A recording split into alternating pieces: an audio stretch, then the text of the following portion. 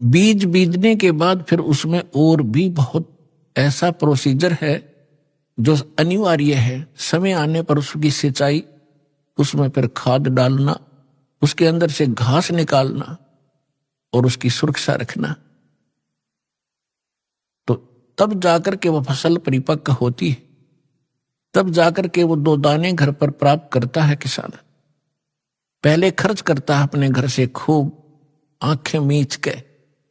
जिस किसान के पास खुद अपने घर पर पैसा नहीं है, बीज भी नहीं है, उधार पैसे लेता है, बीज लाता है कि खेत में बीजता है, खाद भी अपना लोन लेकर डाल रहा है, उसको मालूम है कि आज मैं जो खर्च कर रहा हूं, उधार भी लेकर कर रहा हूं, एक दिन वारे न्यारे कर देगा यह फसल अगर परिपक्व होगी तो।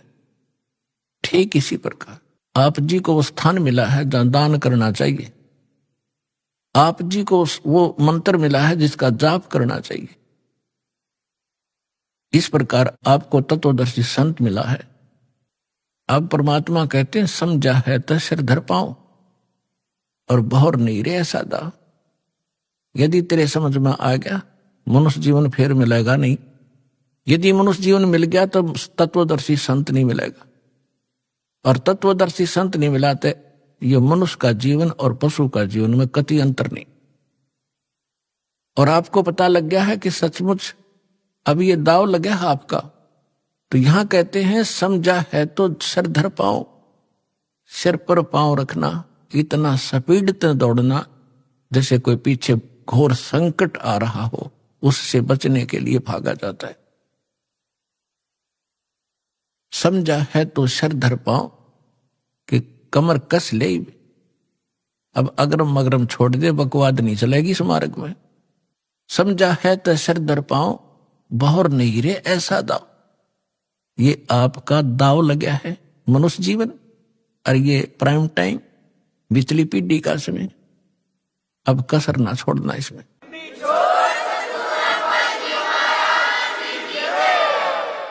अब आपको यहां बुलाया जाता है आपके जो इस ज्ञान से परिचित नहीं, क्योंकि ज्ञान तो सत्संग माने से, वो सत्संग को एक सेकेंडरी थिंग समझ रहे हैं कि जो ऐसे बाद में देखेंगे, वर्द हो जाएंगे, जब अभी तो छोटे छोटे बच्चे हैं, ये भी तो पालने।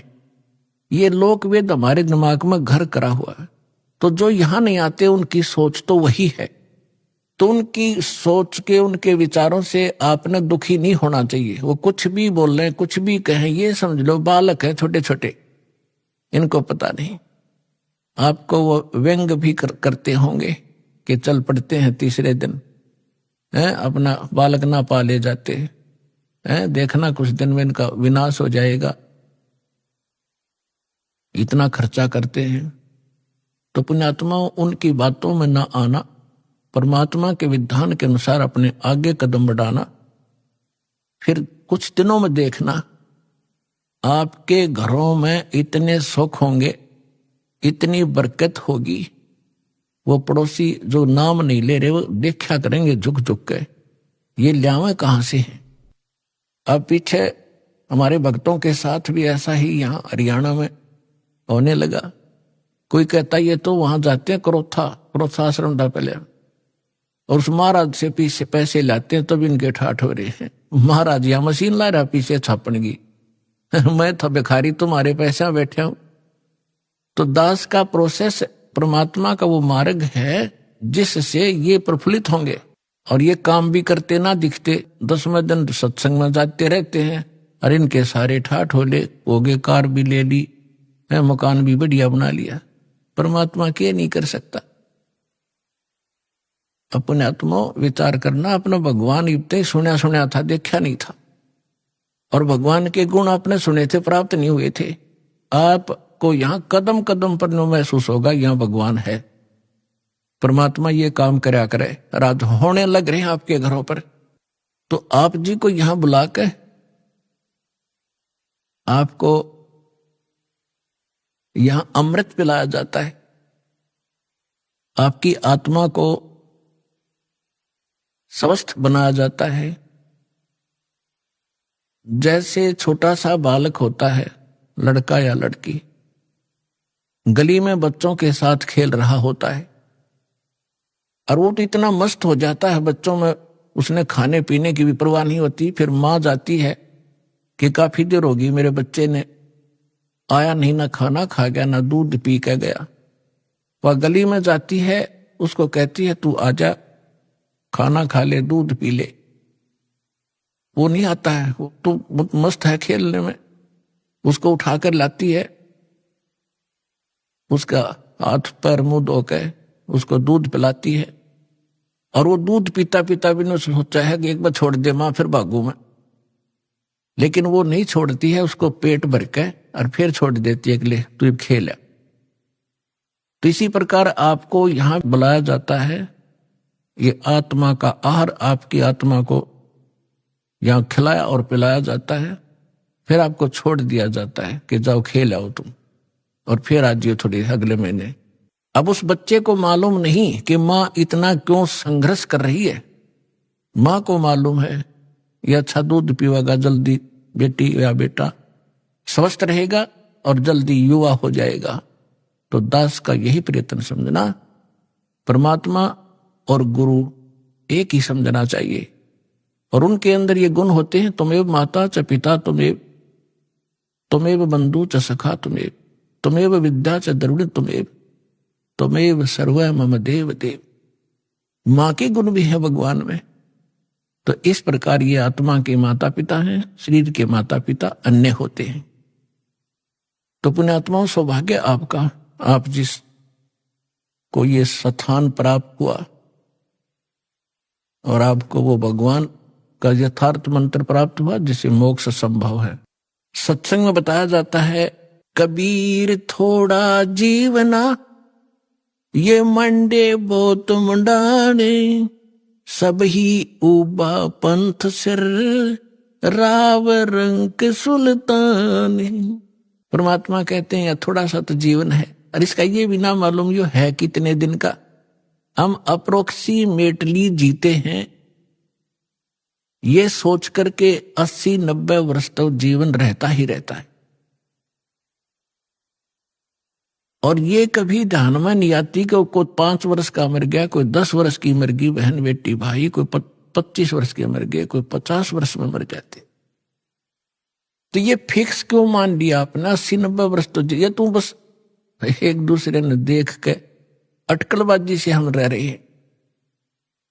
इसके विषय में परमात्मा कहते हैं, अपने ऊपर उदाहरण देते हैं, साथी हमारे चले गए हम भी चलन हारे कोई कागज में बाकी रह रही तात लगी है वार। हम देखते हैं अपने साथ में रिश्तेदारों में वो जा रहे हैं और अपना भी नंबर आने वाला है, लेकिन हमारी कोई कागज में बाकी रह रही है। जिस दिन वो बाकी पूरी हो जाएगी फिर देखना आपकी भी टिकट कटेगी। कबीर थोड़ा जीवना और मंडे बहुत मुंडान। बिना ज्ञान के व्यक्ति के आखिरी सांस तक ये काल ये बेदन लाए रखे, ये बनवा दूं वो करवा दूं, और बुढ़ापे में ज्यादा छिड़ा करे या बीमारी, ना बालक माने ना उसकी बुद्धि ढंग से काम करे। बच्चों के बीच में बेमतलब वृद्ध आदमी टांगड़ाए रखा करे, नो कर लो नाश करोगे तुम, फलाना ऐसे कर दिया। अब उस समय में जब बच्चे सियाने हो जाते हैं वो अपनी सूझबूझ से बहुत अच्छा ही करते हैं और होना उनका वही है जो उनकी किस्मत में लिखा है। तो उससे परमात्मा कहते हैं कि रहना थोड़े से दिन है और ना जाने कहां तक कि तू एस्टिमेट लगाए बैठे है, ये कर दूंगा वो कर दूंगा, एक कोठी बना दूंगा, 2 प्लाट ले लेता हूं। परमात्मा कहते हैं ये बिना ज्ञान के डले ढोरे हो तुम, 1 मिनट का भरोसा नहीं और मुकदमे कर रहा जमीन पे। कौरव पांडव लड़का मर गए इसी पृथ्वी पे या यही रहेगी और वो सत्यानाश पर करवाएंगे। इन्हीं एकड़ जमीनों पर, इन किलों पर जो आज आप कब्जा करे बैठे हो, अरबों खरबों प्राणी मर गए इनको अपना मान के। काया तेरी है नहीं ये माया कहां से हो, चरण कमल में ध्यान रखो भाई इन दोनों को खो। ना काया तेरी माया कहां से होगी जिसको ठीक है चिपका बैठा। उसके लिए परमात्मा कहते हैं भगवान के चरणों के चिपका रहे, भक्ति करता रहे। और जब तक यहां रहे इसको समझ ले एक रेस्टोरेंट है, और जैसा भी रेस्टोरेंट तुझे तेरे भाग में मिला है उसमें सब्र कर, संतोष कर, अपना टाइम पास कर। जो उद्देश्य लेकर तू उस रेस्टोरेंट यानी धर्मशाला में कोई कमरा बुक करा कर रह रहा है, उसका उद्देश्य क्या था, वो उद्देश्य यहां बताया जाता है। ये तन सराय धर्मशाला, ये तन सराय में जीव मुसाफिर करता रहे दिमाग रे, रात बसेरा कर ले डेरा चले सुबेरा त्याग रे।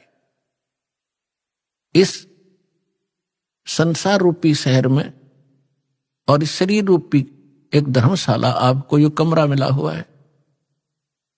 ये किस लिए लिया आपने? आप यहां कोई व्यवसाय करने आए थे।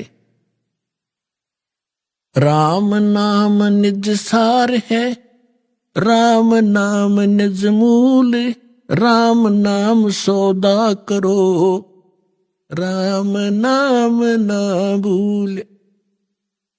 हम ये सौदा करने आए थे राम नाम का, और वो हम भूल गए। इस सराय में और बकवाद करने लग गए, कोठी बना लूं, बंगला बना लूं, घुट्टी ला लूं, डीजे बजा लूं। ये कोरी बकवाद है। एक जो विद्यार्थी अपने विद्या ग्रहण ना करके शराब पीवे, सिनेमा देखे और सैर सपट्टे को घूमता रहे, तो वो उसके लिए हानिकारक है। इसी प्रकार मानव शरीर प्राप्त प्राणी एक विद्यार्थी है, और विद्यार्थी को अपना वही कार्य करना चाहिए जो उसका होता है। हम उसको भूल गए और काम बकवादों में लगे हुए हैं, तो जिस कारण से हमने अपने असंख्य जन्म नाश कर दिए। तो पुण्यात्मा, आपका सौभाग्य है कि आपको ये मार्ग मिला, ये ज्ञान मिल रहा है, और ये ज्ञान ऐसा है आपकी आत्मा को झंझोड़ कर धर देगा, क्योंकि इसमें दोनों गुण हैं। एक तो आपके पाप नाश होंगे इस अमृतवाणी से, जो दास के मुख से जो बोला जा रहा है, चाहे वो टीवी के पर, चाहे कोई सीडी कैसेट में, इसका प्रभाव आप पर विशेष होगा। और यही वाणी आपने सुनते कबीर पंथिया नर फलाना नकरा कितने को बरस हो गए, किसे का असर नहीं। सत्संग में बैठे तो ना डलाए जाएंगे, हाँ सही जाते वो एक कर्म करेंगे जो ना करने चाहिए, क्यों उनका असर उनका हो ही नहीं सकता, वो अधिकारी नहीं है। एक राजा की रानी ने गुरु दीक्षा ले रखी थी। राजा इसका विरोधी था कि ये गुरु ऐसे होते हैं, औरतों को बहकाए रखते हैं, इनसे पैसे ऐंठते रहते हैं। तो वो इस बात के पक्ष में नहीं था, लेकिन अपनी धर्मपत्नी के सामने वो घना विरोध भी नहीं कर पाता था। बार बार यही कहता था कि क्या रखा है गुरु बनाने में, भक्ति यहां कर लिया करो। तो वो कहने लगी जी मैं तो घना उत्तर जानती नहीं, आप गुरु जी के पास चलो, एक बार उनसे पूछ लो। उसने कुछ दिन के बाद सोचा चल इसके गुरु जी ने कह दूं, इसके सामने सुना दूंगा दो चार, फिर तो इसका मन हटेगा कुछ। चला गया गुरु जी से ने। गुरु जी के पास जाते ही वो तो संत तो ये कहते हैं बच्चा भक्ति करो, परमात्मा का नाम लिया करो। तो उसने राजा ने प्रश्न किया कि क्या गुरु बनाना घना जरूरी है? महाराज जी भक्ति तो घर भी हो सकती है। संत जी ने सोचा भाई अब मैं कुछ कह दूंगा तो कति ज्यादा ही गुस्से मारा है, और फिर राजा है, ऐसे कहना ठीक सा नहीं लगेगा। उसने कहा जी देखो अब मेरे पास समय नहीं है, मेरा अपनी क्रियाक्रम का समय हो गया है, मैं कभी आपके घर पर आऊंगा और तब आपको बताऊंगा। विस्तार से पूरी डिटेल बतानी पड़ेगी, बहुत लंबा चौड़ा विषय है। राजा ने सोचा और बढ़िया, वहां इसका खूब दिमाग चाटूंगा। कुछ दिन के बाद राजा को संदेशा पहुंचाया कि जी आज गुरु जी आ रहे हैं। राजा ने सब व्यवस्था कर दी, आप बैठ गया सिंहासन पर, और संत के लिए नीचे एक अलग से कुर्सी ने दी, और काफी वजीर वजार उसके वहां खड़े थे। अब संत जी जाकर खड़े हो गए वहां सैनिक भी खड़े थे, गार्ड। संत जी ने कहा कि ए सिपाहियों, इस व्यक्ति को अरेस्ट करो। राजा की तरफ संकेत किया। अब वो सिपाही उस संत के कहने से राजा की को कैसे अरेस्ट कर ले? 2 बार कहा, तीसरी बार कहा, अरे सुना नहीं तुमने? अब राजा पहले तो हंस रहा था कि क्या मजाक कर रहा है। फिर उन्होंने सोची, हो तो भाई कति दर्द हो गया, कति राजा पाठ खींच मेरा छीन ले। राजा ने कहा, सैनिकों अरेस्ट करो इसको। इतना कहना ही था, उस बाबा जी की दोनों तरफ तो बांह पकड़ ली सिपाहियों ने, चरचरा ना के। और ये इंतजार कर रहे थे अब क्या आदेश है नेक्स्ट। तब संत ने कहा कि हे राजन, गराय आदमी की नो बेइज्जती करवाया करें। तो उस राजा ने कहा कि आप क्या कह रहे थे? कि मैं आपके प्रश्न का उत्तर देने आया था जो आपने उस दिन किया था। ये उत्तर दे रहा हूं मैं आपका। ये क्या खाक उत्तर दिया? राजा ने कहा कि मुझे छुड़वा तो दे, फिर मैं कुछ बात बताऊं। तो उसने कहा छोड़ दो। उन्हें छोड़ दिया, खड़े हो गए दूर।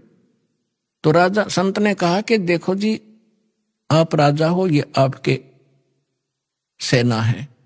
अब ये शब्द मैंने कहा था जो आपने बोला, मैंने कहा था इसको अरेस्ट करो, ये टस से मस नहीं हुए, और यही आपने बोला था। इसने मेरे को उठा लिया ऊपर ने। तो ये आपके वचन से काम करेंगे, आपके वचन की शक्ति से चलते हैं। इसी प्रकार अध्यात्म मार्ग का मैं महाराज हूं, और जो वचन मैं कहूंगा वो क्रियावान होंगे। आप जैसे थे 100 वर्ष कहे जाइए, इन मंत्रों को कभी लाभ नहीं देंगे। समझदार को संकेत पर्याप्त है। तो परमात्मा कहते हैं